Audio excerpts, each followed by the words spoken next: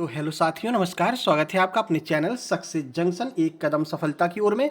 और हम लेकर के आ गए हैं आपके लिए मध्य प्रदेश वन रक्षक एवं जेल विभाग 2 जून सेकंड शिफ्ट का एग्जाम एनालिसिस, जिसकी टाइमिंग है 12:30 से 2:30 बजे के बीच में। इसे आप सेकंड शिफ्ट भी कह सकते हैं, इसे आप फर्स्ट शिफ्ट भी कह सकते हैं, क्योंकि सुबह कोई भी एग्जाम नहीं था। ठीक है, एक एक दिन के गैप पर यहाँ पर सुबह एग्जाम चल रहा है। जिस दिन जेल अधीक्षक का एग्जाम होता है उस दिन आपका सुबह भी एग्जाम होता है और 3 शिफ्ट में एग्जाम होता है। तो कल आपका जेल अधीक्षक का एग्जाम है, कल 3 शिफ्ट में आपको एग्जाम एनालिसिस देखने को मिलने वाला है। ठीक है, चलिए आज के जो प्रश्न है वो हमें भेजे हैं सुमित अवस्थी जी ने, और ये भोपाल के निवासी हैं। बहुत बहुत धन्यवाद आपका। आप भी अपने प्रश्नों को एक प्रश्न, 2 प्रश्न, जितने प्रश्न आपको याद हो, आप अपने प्रश्नों को इस नंबर पर अपने नाम के साथ में जरूर भेजा कीजिए। 7052547003 इस नंबर पर आपको अपने प्रश्नों को जरूर से जरूर भेज देना है। आपका एग्जाम कैसे भी गया हो, लेकिन आपको जितने प्रश्न याद हो आप उन प्रश्नों को जरूर भेज दिया कीजिए, जिससे कि दूसरों को मदद मिल सके। दूसरे अगर प्रश्न भेजते हैं तभी तो आपको भी मदद मिलती है। ठीक है, तो चलिए शुरुआत करते हैं। वीडियो को लाइक कर दीजिए, चैनल को सब्सक्राइब कर लीजिए और वीडियो को लास्ट तक जरूर देखना। लास्ट में आपको बताने वाले हैं कि आज कितने कितने नंबर वाले स्टूडेंट हमें मिले हैं, तो टॉप 5 स्कोर भी हम आपको बताने वाले हैं। सबसे पहले जी का जी साइंस की बात करेंगे, फिर मैथ की, फिर आपका जी वो आपका साइंस की, उसके बाद में हिंदी की हम यहाँ पर बात करने वाले हैं। ठीक है, तो चलिए शुरुआत करते हैं। आइए देखते हैं आज का पहला प्रश्न क्या था।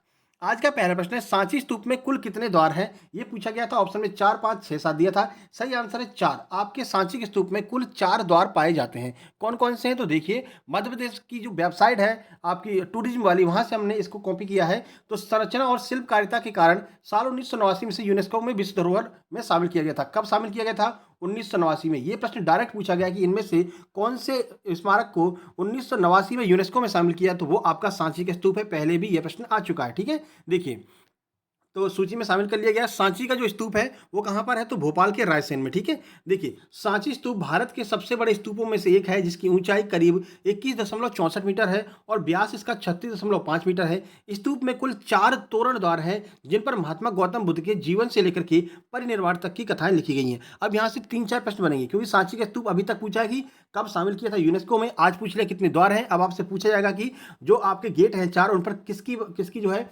कथाएं लिखी गई हैं। तो महात्मा गौतम बुद्ध की कथाओं का यहाँ पर जो है चित्रण किया गया है सांची के स्तूप के द्वार पर। ठीक है, सांची के स्तूप किसने बनाया था? तो अशोक ने सांची के स्तूप बनाया था। कहाँ पर है? तो रायसेन नामक जिले में जो है यह स्थित है। ये सारे फैक्ट आपको याद कर लेने हैं, यहाँ से आगे प्रश्न बनने की संभावना है। ठीक है, चलिए आगे बढ़ते हैं और अगला प्रश्न देखते हैं। देखिए, भारत का सबसे छोटा नेशनल पार्क कौन सा है? लगातार दूसरी तीसरी बार यह प्रश्न रिपीट हुआ है। पहले भी इसका हम एग्जाम एनालिसिस में इसके बारे में बता चुके हैं, इसीलिए आपसे कहते हैं पूरा एग्जाम एनालिसिस देखा कीजिए, क्योंकि यहाँ से बहुत सारे प्रश्न रिपीट होते हैं। सही आंसर है साउथ बटन नेशनल पार्क। परसों ये प्रश्न आया था। तो south button national park Bharat का सबसे छोटा नेशनल पार्क है। तो भारत देश का सबसे छोटा राष्ट्रीय उद्यान दक्षिण बटन द्वीप राष्ट्रीय उद्यान है, जो अंडमान और निकोबार, कहां पर है? तो अंडमान और निकोबार द्वीप समूह में स्थित है। यह सिर्फ 0.03 वर्ग किलोमीटर के क्षेत्र में फैला हुआ है। 1987 में डुगोंग प्रजातियों की रक्षा के लिए स्थापित किया गया था, जो कि एक प्रकार की समुद्री स्तनपायी है। तो समुद्री गाय है, जिसे हम डुगोंग कहते हैं। इसके संरक्षण के लिए इसका निर्माण किया गया है साउथ बटन राष्ट्रीय उद्यान, जो कि सबसे छोटा राष्ट्रीय उद्यान है भारत का। यह आपको याद रखना है। ठीक है, आगे बढ़ते हैं। इनमें से कौन सी ऐसी नदी है जो पूर्व से पश्चिम की ओर बहती है, यानी कि उल्टी बहती है? ऑप्शन में आपका नर्मदा दिया हुआ था। नर्मदा इसका बिल्कुल बिल्कुल जो है सही आंसर हो जाएगा। देखिए, दरअसल गुजरात और मध्य प्रदेश की मुख्य नदी नर्मदा के धारा के विपरीत बहने के पीछे सबसे बड़ी वजह रिफ्ट वैली है। रिफ्ट वैली का मतलब होता है कि नदी का बहाव जिस दिशा में होता है उसका ढलान उसके विपरीत दिशा में हो। इसी ढलान की वजह से जो आपकी नर्मदा नदी है उसका बहाव पूर्व से पश्चिम की ओर हो गया है। 2 और नदियां हैं जो पूर्व से पश्चिम की ओर बहती हैं। कौन कौन सी हैं? तो नर्मदा के अलावा ताप्ती और माही नदी भी पूर्व से पश्चिम की ओर बहती है। दोनों नदियों को भी आपको याद रखना है, क्योंकि कभी कभी आपको ऑप्शन में नर्मदा नहीं देगा, तब आपको ताप्ती लगाना है, और ताप्ती भी नहीं दिया है तो माही नदी लगाना है। ये 3 नदियां ऐसी हैं जो पूर्व से पश्चिम की ओर बहती हैं। और ये जो आपकी नर्मदा और ताप्ती है, ये नदियां जाकर के कहां पर गिरती हैं? तो अरब सागर में जाकर के गिरती हैं, अरेबियन सी में ये अपने जल को छोड़ती हैं। यह आपको याद रखना है। ठीक है, आगे बढ़ते हैं। वीडियो को लाइक नहीं किया मेरे भाई, वीडियो को लाइक कर दीजिए। आज बहुत सारे सूत्र यहाँ पर केमिस्ट्री के पूछे गए हैं। तो एक सूत्र पूछा था, फेरस सल्फेट का रासायनिक सूत्र बताइए। तो फेरस सल्फेट का जो रासायनिक सूत्र है वो FeSO4 होता है। ठीक है, चलिए कुछ जानकारी देखिए। इसे कई अन्य नामों से भी जाना जाता है। कौन कौन सा? तो फेरस सल्फेट कहते हैं, आयरन सल्फेट भी कहते हैं, या प्राचीन काल में कॉपर या ग्रीन विट्रियस भी इसको कहते थे। तो ये 3-4 नाम है इसके फेरस सल्फेट के। इन नामों को भी आपको याद रखना है, हो सकता है आगे की शिफ्ट में इसमें से प्रश्न पूछा जाए। देखिए, प्रश्न काफी सारे रिपीट हो रहे हैं। ठीक है ना, थोड़ा सा घुमा फिरा करके और वही प्रश्न आपसे बार बार पूछ ले रहे हैं। ठीक है, इसीलिए 25 मई से अब तक जितने भी आपके एग्जाम हुए हैं उन सभी एग्जाम के जीके जीएस और साइंस के प्रश्नों को एक साथ कंपाइल कर लिया हमने। आप सर्च करना MP forest all shift question by success junction, बस इतना आप सर्च कर लेंगे तो वो वीडियो आपके सामने आ जाएगी। लगभग 2 घंटे की वीडियो है और जितने प्रश्न अभी तक आए हैं आपके एग्जाम में उन सबको डिटेल में हमने वहाँ पर जो है कंप्लीट करा दिया है। वैसे इस वीडियो के लास्ट में आपको इस स्थान पर वो वीडियो देखने को मिल जाएगी। जैसे वीडियो खत्म होगी ना तो यहाँ पर आपको वो वीडियो देखने को मिल जाएगी, उस पर क्लिक करके आप उस वीडियो को देख सकते हैं। अब तक लगभग 79 प्रश्न वहाँ से रिपीट हो चुके हैं। ठीक है, आगे बढ़िए। शरीर के ऊपरी हिस्से को क्या कहा जाता है? जो अपना कमर के ऊपर का हिस्सा होता है उसे क्या कहते हैं? साइंस का ये प्रश्न है। सही आंसर हो जाएगा धड़ या फिर ट्रंक कहते हैं। कोई भी एक ऑप्शन दिया होगा, या तो धड़ दिया गया होगा या फिर ट्रंक दिया गया होगा। ठीक है, चलिए देखिए कुछ जानकारी। तो धड़ या ट्रंक कई जानवरों यानी मनुष्यों के शरीर के मध्य भाग या कोर के लिए एक रचनात्मक शब्द है, जिसमें क्या क्या आता है? तो सिर आता है, गर्दन आता है, अंग आता है, पूंछ और अन्य उपांगों का विस्तार जो है होता है। इसे हम धड़ कहते हैं, यानी कि जो कमर के ऊपर का भाग होता है उसे धड़ या फिर ट्रंक कहा जाता है। आगे बढ़िए। पृथ्वी के चारों ओर उपस्थित आवरण को क्या कहते हैं? तो इसे हम वायुमंडल कहते हैं। ये आपको याद रखना है। देखिए आप एग्जाम सेंटर से जैसे बाहर निकलते हैं तुरंत प्रश्नों को भेज दिया कीजिए। अभी क्या होता है, जैसे ये वीडियो कंप्लीट हो जाएगी वैसे ही कई सारे लोग प्रश्न भेजते हैं, तो फिर उनका प्रश्न इसमें शामिल नहीं कर पाते, ना ही उनका नाम इसमें शामिल कर पाते हैं। ठीक है ना, तो जैसे ही आप एग्जाम सेंटर से बाहर निकलते हैं कोशिश कीजिए कि 1 से 1.5 घंटे के अंदर अपने प्रश्नों को अपने नाम के साथ में ऊपर दिए गए नंबर पर जरूर भेज दिया कीजिए। ठीक है, देखिए पृथ्वी हवा के एक कंबल में लिपटी हुई है जिसे वायुमंडल कहा जाता है। यानी पृथ्वी के चारों ओर जो आवरण है, जैसा अपना ये पृथ्वी है, पृथ्वी के चारों ओर जो आवरण है उसे हम वायुमंडल कहते हैं। ठीक है, और यह गैसों की कई परतों से मिलकर के बना है। अब 2-3 प्रश्न यहाँ से और बन सकते हैं। तो वायुमंडल के अंदर बहुत सारी गैसें होती हैं, आपको पता है। वायुमंडल में सर्वाधिक गैस कौन-सी है? तो सर्वाधिक नाइट्रोजन गैस पाई जाती है, जो कि लगभग 78% हिस्से को कवर करती है। उसके बाद में ऑक्सीजन पाई जाती है, जो कि लगभग 21.95% हिस्से को कवर करती है। आपका ऑक्सीजन वाला प्रश्न 2 से 3 बार पूछा गया है कि सबसे ज़्यादा वायुमंडल में कौन-सी गैस है? तो जो आपका नाइट्रोजन है, वो सबसे ज़्यादा है, उसके बाद में आपकी ऑक्सीजन होती है। ठीक है? आगे बढ़ते हैं, अगला प्रश्न देखते हैं। भारत में कुल कितने राजनीतिक दल हैं? 2023 की अगर बात करते हैं, लेटेस्ट अगर पूछा गया होगा तो लेटेस्ट में आपके 6 राजनीतिक दल हैं। ये 2023 का हम डाटा बता रहे हैं, इससे पहले आपके 8 थे। अगर 6 ऑप्शन में नहीं होगा तो आपको 8 लगाना है, अगर 6 ऑप्शन में है तो आपको 6 ही लगाना है। कौन-कौन से? आइए देख लेते हैं। देखिए, तो 2023 में नवीनतम आंकड़ों के अनुसार भारत में 6 राष्ट्रीय राजनीतिक दल हैं। ये हमने चुनाव आयोग की वेबसाइट से उठाया, यानी कि ये पूरा प्रश्न जो भी हम उठाते हैं ऑथेंटिक उठाते हैं, जो आपकी ऑफिशियल वेबसाइट पर दिया रहता है। ठीक है ना, जो सांची का स्तूप है वो टूरिज्म विभाग एमपी का है, उसकी ऑफिशियल वेबसाइट से हमने उठाया। ठीक है, देखिए हाल ही में कांग्रेस, एनसीपी और सीपीआई से राष्ट्रीय राजनीतिक दल का स्तर ले लिया गया है। ठीक है, जबकि आम आदमी पार्टी को राष्ट्रीय दल घोषित कर दिया है। पहले 8 थे, इन तीनों से ले लिया गया, तो कितने रह गए? 5 रह गए। फिर एक को दे दिया गया, जो आप है ना, आप आम आदमी पार्टी, उसको दे दिया गया है। तो अब कुल मिलाकर के 6 राजनीतिक पार्टियां हैं, यह आपको याद रखना है। ठीक है, चलिए आगे बढ़ते हैं। वर्तमान में कौन-कौन सी राजनीतिक दल हैं वो भी देख लीजिए।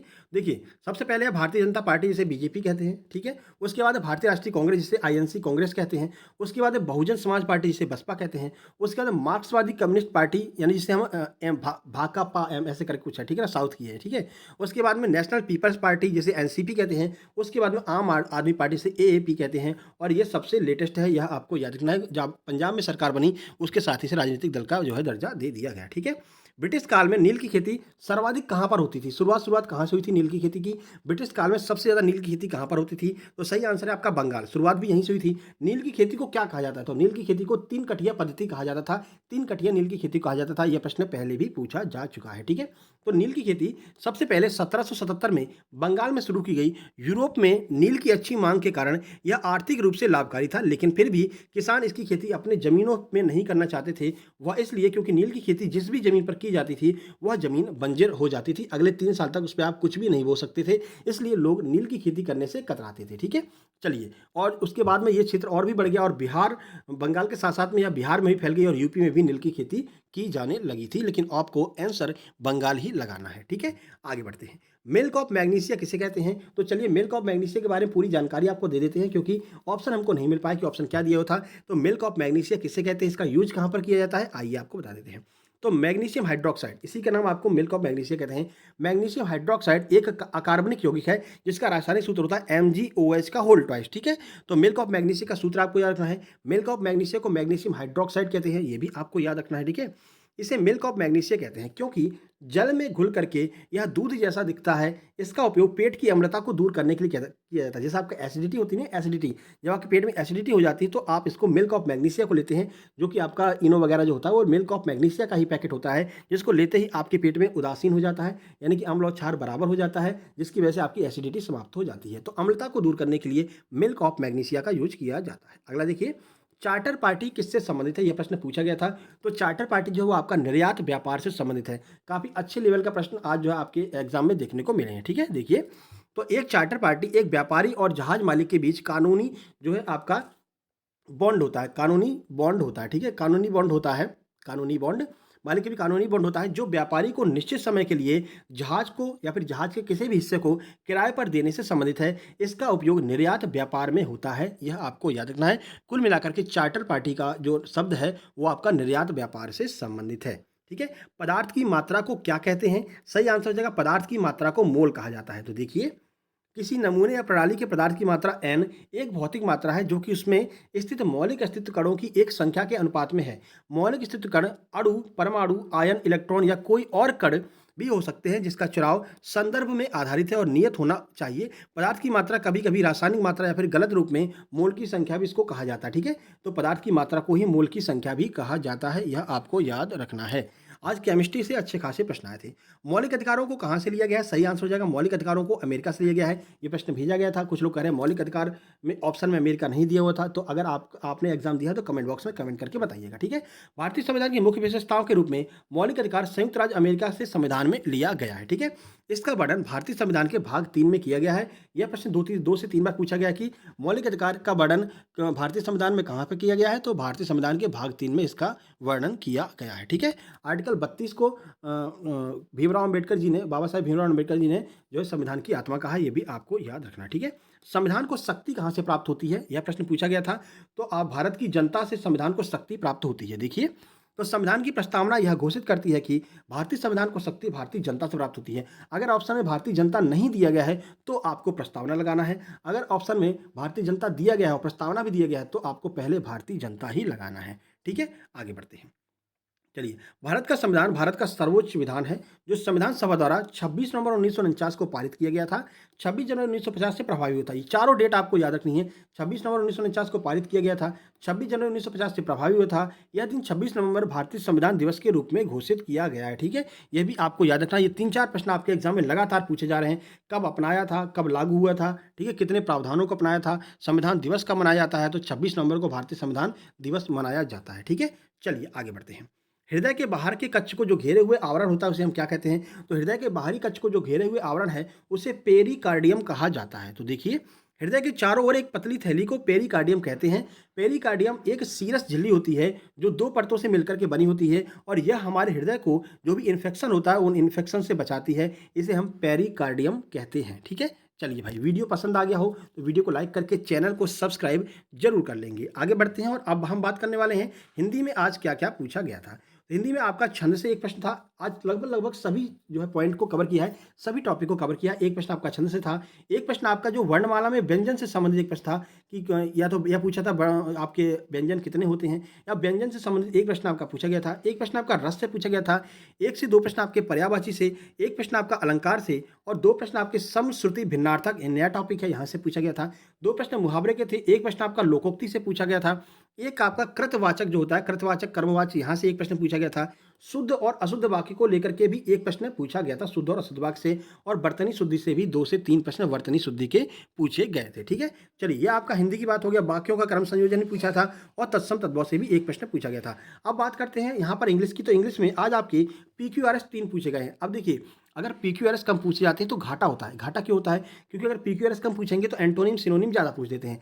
PQRS में आप एक आइडिया लगा करके प्रश्नों को सॉल्व भी कर सकते हैं, लेकिन एंटोनिम सिनोनिम में सीधा फैक्ट है, सीधा फंडा है। अगर आपको एंटोनिम आता है तो सही, एंटोनिम नहीं आता है तो गलत। तो यहाँ पर थोड़ा सा यहाँ पर लॉस हो जाता है, जहाँ पर PQRS कम होते हैं और एंटोनिम सिनोनिम ज़्यादा होते हैं, ठीक है। तो आज 3 PQRS पूछे गए हैं। PQRS के ऊपर ऑलरेडी हम वीडियो बना चुके हैं। सर्च करना PQRS बाई सक्सेस जंक्शन, तो वो वीडियो आपको देखने को मिल जाएगी। लगभग 68-69 हज़ार व्यूज़ उस पर आ चुके हैं। उस वीडियो को आप देख करके जाएंगे। ट्रिक के द्वारा हमने बताया कि कैसे आपको PQRS यानी पैराजंबल को सॉल्व करना है। 10 मिनट की वीडियो है, आप आराम से उसको देखने के बाद में ये 3-4 जितने भी क्वेश्चन आएंगे आप आराम से सॉल्व कर सकते हैं, ठीक है।